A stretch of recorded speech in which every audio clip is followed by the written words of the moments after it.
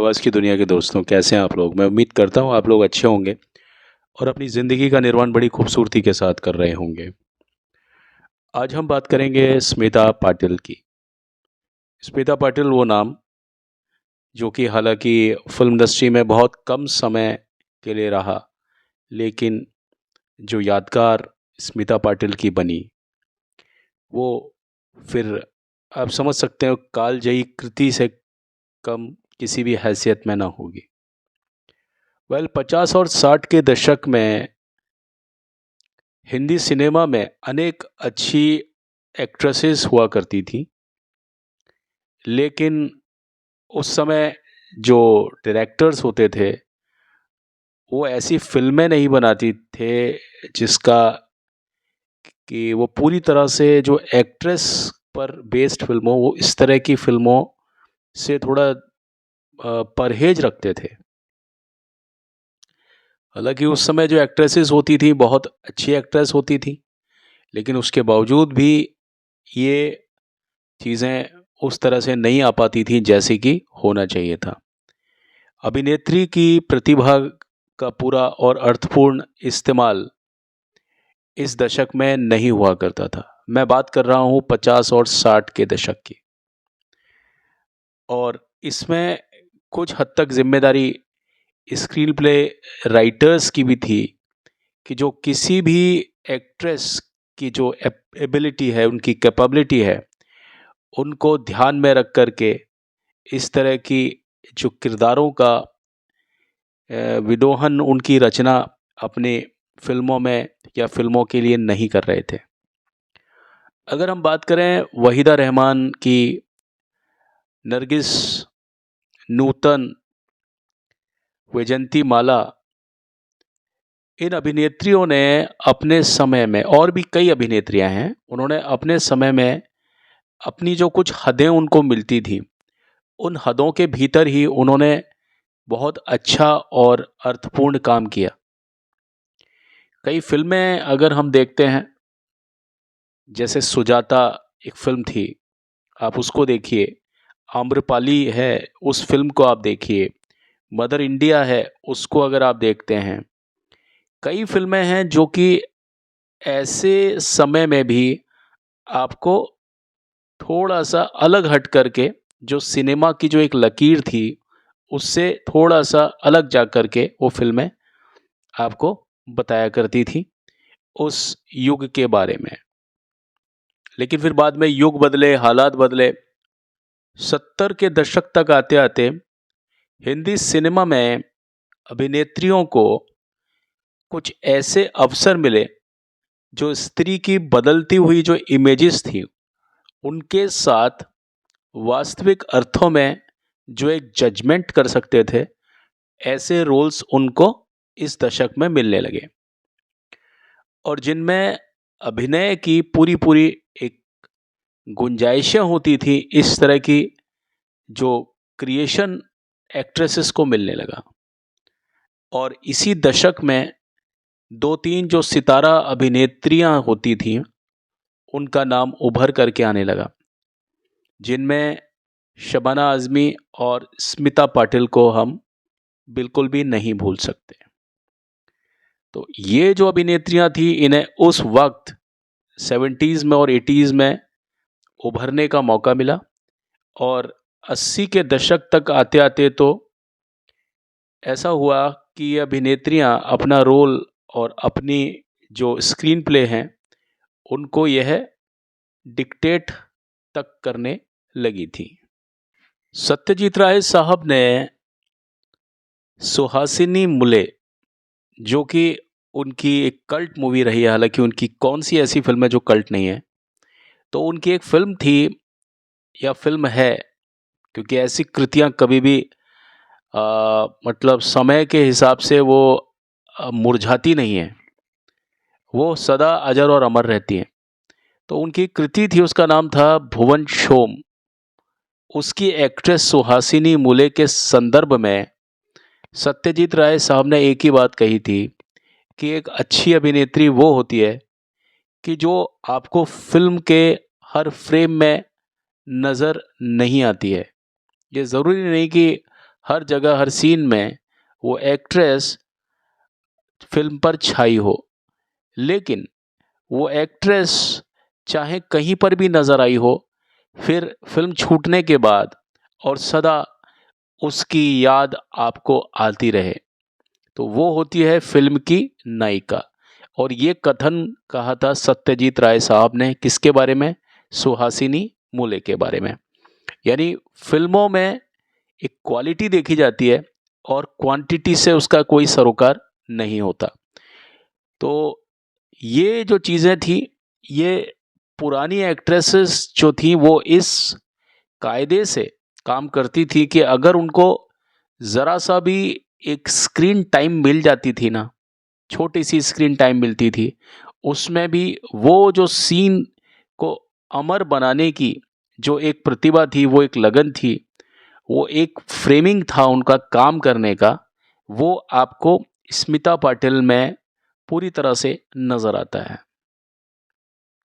और वैसे भी जो जितनी भी अच्छी एक्ट्रेसेस हैं, उनको यह चिंता बिल्कुल भी नहीं होती है कि उन्हें कितने ज़्यादा एक्टर या कितने ज़्यादा हीरोज़ के अगेंस्ट उनको एक प्रेयसी के रूप में प्रेम प्रसंग में डूबे हुए बताया है। उन्हें ऐसी किसी भी ज़रूरत की, मतलब वो कोई ऐसी ज़रूरत उनको होती ही नहीं है। उनका जो क्राइटेरिया होता है वो बिल्कुल डिफरेंट होता है, और हम इस क्राइटेरिया में स्मिता पाटिल को पूरी तरह से फिट पाते हैं। जहाँ एक और कुछ अभिनेत्रियाँ, या यूँ कहें कि ज़्यादातर अभिनेत्रियाँ अपने चेहरे के बल पर सिनेमा की दुनिया के जादू का एक सेंटर ऑफ अट्रैक्शन, यानी केंद्रीय जो एक भूमिका होती है आकर्षण चेहरे का, वो बनी रहती हैं। लेकिन स्मिता पाटिल का जो एक शबाब है, या शबाना आज़मी जी का जो शबाब है, वो फ़िल्मों में चेहरे का शबाब नहीं है। उनका जो फ़िल्म में जो एक किरदार है, वो क्या है? वो कड़ी मेहनत है, ना कि सुंदर चेहरा है। तो वो कड़ी मेहनत करने के बाद में अपने उस चेहरे को स्थापित करने में जो सफलता इन लोगों को मिली है, वो अद्वितीय है। उनके चेहरे ऐसे नहीं हैं वास्तव में जो कि परंपरागत रूप से जो ग्लैमर की दुनिया को पूरी तरह से डिफाइन करते हों। तो सिनेमाई ग्लैमर का हिस्सा ऐसी एक्ट्रेसेस कभी भी नहीं रही। यदि हम स्मिता पाटिल की बात करें तो हमें कहानी थोड़ी सी अलग नज़र आती है। स्मिता जी ने पहले खूब मेहनत से अपने चेहरे की जो सच्ची सुंदरता होती है, यानी इनर ब्यूटी होती है, उसको दर्शकों तक पहुंचाया। और फिर उसके बाद में यही स्मिता पाटिल कई कमर्शियल फिल्मों का हिस्सा रही। यदि हम उदाहरण देखें तो नमक हलाल एक ऐसी फिल्म है जहां से स्मिता पाटिल ने इस तरह के रोल्स को करना शुरू किया था, जो कि पूरी तरह से कमर्शियल रोल्स थे। नमक हलाल और शक्ति फिल्म में स्मिता पाटिल अमिताभ बच्चन के अपोजिट हैं।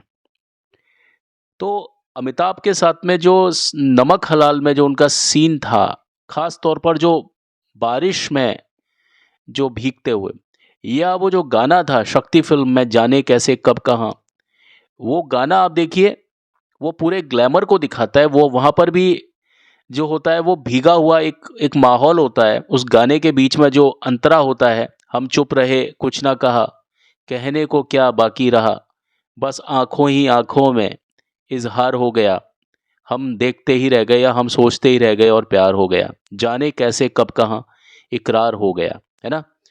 तो ये जो गाने थे, आप देखिए इन गानों से आप महसूस कर सकते हैं कि स्मिता पाटिल का जो एक कट था वो कमर्शियल फिल्मों की तरफ भी बढ़ गया था।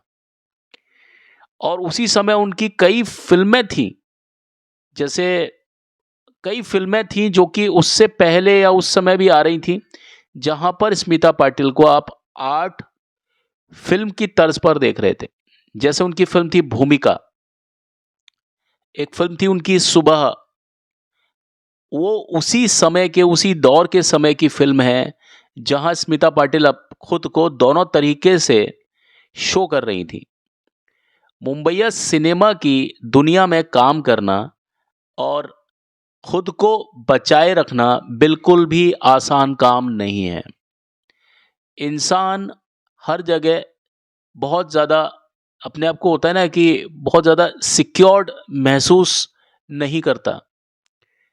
अगर हम फ़िल्म इंडस्ट्री की बात करते हैं ना, तो कभी भी एक सेंस ऑफ सिक्योरिटी इस लाइन में बिल्कुल भी नहीं होती है। और अपने इस जो होता है ना, इस सुकून को बचा करके रखना बहुत मुश्किल होता है। आप देखिए कि स्मिता पाटिल ने जो ट्रांज़िशन लिया कि ना सिर्फ़ वो कमर्शियल फ़िल्म का हिस्सा बनने लग गईं, कुछ चालू फ़िल्म का भी हिस्सा बनी, जैसे चटपटी एक मूवी थी। वो हम क्या कहें उसको, वहाँ पर वो एक्सपेरिमेंट भी कर रही थी फ़िल्म में। तो आप देखिए, स्मिता पाटिल का उसमें कहना है कि उन्हें कम बजट की कुछ फ़िल्में जो थी ना, उनसे इसलिए हटाया गया क्योंकि उनकी जो मार्केट वैल्यू नहीं थी। उन फ़िल्म्स की मार्केट वैल्यू कुछ भी नहीं थी। और इसी कारण से थोड़ा-सा वो गुस्से में भी आ गई थी, और इसी कारण उन्होंने ये जो कमर्शियल फ़िल्म्स थी, इनकी तरफ उन्होंने अपने रुझान शुरू कर दिए। और उन्होंने, आपने देखा होगा कि ये फ़िल्म में उन्होंने डांस-वांस भी किया है, कोशिश की है। और अगर आप देखते हैं, जैसे बी सुभाष का अगर मैं नाम लेता हूँ, बी सुभाष के कई प्रोजेक्ट्स में आपको स्मिता पाटिल दिखाई देती हैं। आप देखिए बी सुभाष के साथ में अगर मैं बात करूँ कसम पैदा करने वाले की, या डांस डांस में आप देखिए आपको स्मिता पाटिल दिखाई देंगी।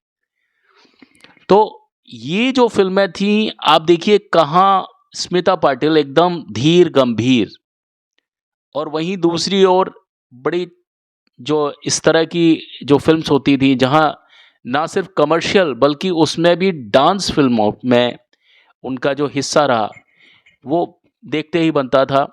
मीडिया रिपोर्ट्स की बात को सही माने तो शबाना आज़मी और स्मिता पाटिल के बीच बताया जाता था उस समय कोल्ड वॉर वाली स्थिति होती थी। और वो बात कितनी सच है, कितनी झूठ है, इस पर किसी भी तरह का कोई प्रमाण नहीं है। अब देखिए, शबाना आज़मी फ़िल्म अंकुर और खंडहर से शुरू होकर उन्होंने राजेश खन्ना के साथ में अवतार, और एक फ़िल्म थी दूसरी दुल्हन, इस तरह की फ़िल्मों को भी उन्होंने किया। और स्मिता के सामने इस तरह की दुविधा कभी भी नहीं रही। अब देखिए, तथाकथित जो होता है ना मिडल सिनेमा में, उन्हें अधिक भूमिकाएं नहीं मिल सकती थी। उन्हें या तो श्याम बेनेगल जैसे कुछ डायरेक्टर्स चाहिए थे, या नमक हलाल, या फिल्म शक्ति, या एक फिल्म आई थी हादसा, आपने देखी हो, जहाँ पर वो अकबर खान और रंजीता के साथ में है। ऐसी फ़िल्मों में वो अच्छा खासा ग्लैमर पैदा कर सकती थी। पूरी फ़िल्म का वो हिस्सा नहीं बनती थी, लेकिन फिर भी जहाँ-जहाँ पर भी फ़िल्म थोड़ा-सा संजीदा ट्रैक पर आती थी, वहाँ पर वो संजीदापन था, वो स्मिता पाटिल की वजह से ही था इन फ़िल्मों में। स्मिता पाटिल का जीवन लगभग लगभग इनका जो फ़िल्मी जो जीवन है, वो लगभग 10 साल पुराना ही था। टीवी पर इनका काम था खबरों को पढ़ना, ये एंकरिंग का काम करती थी। उस काम से लेकर के फिर ये फ़िल्म सुबह, और फिर बाद में मैंने जैसा आपको बताया बी सुभाष के कैंप से भी जुड़ कर के इन्होंने कई अच्छी, मतलब कमर्शियल फ़िल्मों में इन्होंने इस तरह से अपना एक, कहते हैं ना कि अपना नाम किया। इनके लिए कोई ऐसा नहीं था कि कोई लिमिटेशन थी। और अब मैं क्या कहूँ आपको, आपने अगर फ़िल्म देखी हो निशांत, मंथन, इन फ़िल्मों ने स्मिता पाटिल को एक अलग किस्म की पहचान दी। और लेकिन जो फ़िल्म थी ना भूमिका, उसमें मराठी अभिनेत्री हंसा वडकर के जीवन को सिनेमा के पर्दे पर उतारने की जो एक चुनौती जो स्मिता पाटिल ने स्वीकारी, उस चुनौती को, इस चुनौती की वजह से ये स्मिता पाटिल जो हैं या थी ये बहुत बड़ी अभिनेत्रियों की कतार में शुमार हो गई थी। श्याम बेनेगल की दूसरी फ़िल्मों की चर्चा भले ही हम लोग ज़्यादा करते हों या उन फ़िल्मों से श्याम बेनेगल साहब को बहुत ज़्यादा प्रशस्ति मिलती हो, मगर आज भी इस बात को सब मानते होंगे कि भूमिका जो फ़िल्म थी ना, वो श्याम बेनेगल की जो सर्वश्रेष्ठ फ़िल्में हैं, उनमें से एक है। और ये जो फ़िल्म थी, ये किसके अभिनय की वजह से सर्वश्रेष्ठ मानी जा सकती है? ये स्मिता पाटिल का जो एक अभिनय था, उसमें अलग किस्म का, उस वजह से इस फ़िल्म को बहुत अच्छा मतलब हम देखते हैं उसको। आज भी हमारे दृष्टि पटल पर अगर भूमिका में जो एक किरदार स्मिता पाटिल ने जो अभिनीत किया, उसका कहीं कोई सानी नहीं है। इस फ़िल्म के लिए स्मिता पाटिल को राष्ट्रीय पुरस्कार से नवाज़ा गया और इसके बाद में स्मिता पाटिल को जो राष्ट्रीय पुरस्कार मिला, वो मिला फ़िल्म चक्र में। एक अभिनेत्री के रूप में स्मिता पाटिल की क्षमता को समझने के लिए अगर हम फ़िल्म्स को देखते हैं तो हमारे ज़हन में, हमारे दृष्टिपटल में फ़िल्में आती हैं जैसे भूमिका, बाज़ार, सुबह। अगर हम इस तरह की फ़िल्मों को देखें तो हमें स्मिता पाटिल का जो एक एंगल है वो अलग ही दिखाई देता है और वास्तव में स्मिता पाटिल वही थी जो मैं आपको इन फ़िल्मों के ज़रिए बता रहा हूँ। स्मिता पाटिल खुद फ़िल्म सुबह, एक फ़िल्म आई थी सुबह, है ना? एक गाना था ओम नमः शिवाय, ओम नमः शिवाय, है? वो गाना बड़ा प्यारा सा गाना है। लता दीदी की आवाज़ में आप सुनिएगा उस गाने को। इस फ़िल्म को स्मिता पाटिल अपने ज़िंदगी की सर्वश्रेष्ठ कलाकृति या सर्वश्रेष्ठ फ़िल्म मानती हैं। और रीज़न जो है वो शायद इसलिए है कि उसमें जो उन्होंने सावित्री महाजन के रूप में जो स्त्री का जो एक एक किरदार बताया है, उसमें जो वो एक सच्ची जो एक एक एक माइट होती है, जो ताकत होती है, उसको दिखाने में जिस प्रकार से स्मिता पाटिल सफल हुई हैं, इस वजह से स्मिता पाटिल सुबह को अपनी सर्वश्रेष्ठ कृति मानती हैं। एक किरदार होता है मतलब किसी कलाकार के लिए किसी किरदार को निभाना स्क्रीन पर बहुत टफ होता है, पेपर पर बड़ा आसान होता है। पेपर पर जब वो स्क्रिप्ट कोई कलाकार पढ़ता है, तो वो उसको प्रोजेक्शन पर देखता है कि मैं ऐसा करूँगा, मैं वैसा करूँगा, लेकिन रियल में वो कई बार वैसा नहीं कर पाता, परिणत में यानी कर्मों में वो चीज़ नहीं आ पाती है। स्क्रीन पर वो चीज़ को करना, बहुत प्रोजेक्ट करना बहुत मुश्किल होता है, ठीक है? तो इस वजह से भी अगर आप ये फ़िल्म सुबह को अगर आप देखते हैं, तो आपको मालूम चलेगा कि सुबह जो कृति है वो क्या है। ऐसे ही अगर आपको मैं बताऊँ, एक फ़िल्म थी वारिस, मेरे प्यार की उम्र हो इतनी सनम, तेरे नाम से शुरू, मेरे नाम से ख़त्म। इस फ़िल्म में भी अगर आप स्मिता पाटिल को देखते हैं, थोड़ी-सी देर के लिए उनको ज़्यादा कवरेज नहीं मिला है। आप उस फ़िल्म को देखिए और आप मुझे बताइए कि फ़िल्म का जो कद है, वो किस वजह से ज़्यादा है? क्या एक्ट्रेस की रोल की लंबाई की वजह से कद ज़्यादा है या जो छोटे से जगह पर जो स्मिता पाटिल ने जो अपने किरदार की छाप छोड़ी है, इस वजह से फ़िल्म बहुत ज़्यादा यादगार बन गई, इस वजह से है। यूँ तो फ़िल्मों में स्त्रियों की स्वतंत्रता और उनकी स्ट्रेंथ, उनकी ताकत को बहुत सारे डायरेक्टर्स ने दिखाया। जो चालू टाइप की फ़िल्में होती हैं, उनमें भी उनके रोल को बड़ा ही एक मतलब बोम्बास्ट करके बहुत ज़्यादा एक होता है कि बहुत एक्साइटमेंट के तरह से दिखाया जाता है। लेकिन सुबह जो कृति है, उसमें स्मिता पाटिल ने जो सावित्री का जो चरित्र जो अभिनीत किया है, उसे बहुत ही ज़्यादा एक नाज़ुक अर्थ उस सेंस में कि वो जो अर्थ है, वो जो किरदार है, वो अपने आप में इतना ज़्यादा प्योर है, इतना ज़्यादा प्योर है कि हम उस किरदार को एक नपे तुले दायरे में ही मान सकते हैं।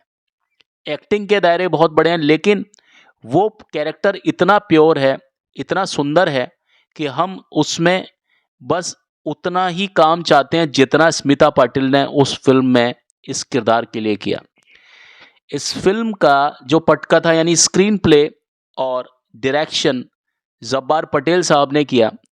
और डायरेक्शन एक अलग चीज़ है, लेकिन उसका जो प्रोजेक्शन है वो किस कलाकार पर होता है, और कलाकार वास्तविक रूप से पर्दे पर क्या एक परफॉर्मेंस देता है जो कि सदा के लिए यादगार बनती है। अगर आपको स्मिता पाटिल की कोई फिल्म देखनी हो, कई फिल्म्स हैं, 4-5 फिल्म, अगर 10 फिल्मों में से अगर कोई 1 या 2 फिल्म देखनी हो तो आपको इस फिल्म को ज़रूर देखना चाहिए। फिल्म का नाम है सुबह, ईयर है 1983-84। तो आज के लिए मैं अपनी इस सभा को यहीं पर समाप्त करता हूँ, इस उम्मीद के साथ, इस एक वादे के साथ कि मैं स्मिता पाटिल जी के इस एपिसोड को एक दूसरे पार्ट के अंतर्गत भी बनाऊंगा। तब तक के लिए मुझे यानी अपने दोस्त हेमंत कुमार को इजाज़त दीजिए। अभी तो चलता हूँ, लौट के मिलता हूँ। आप सभी खुश रहें, आबाद रहें, मस्त रहें और अपने अपने कामों में व्यस्त रहें।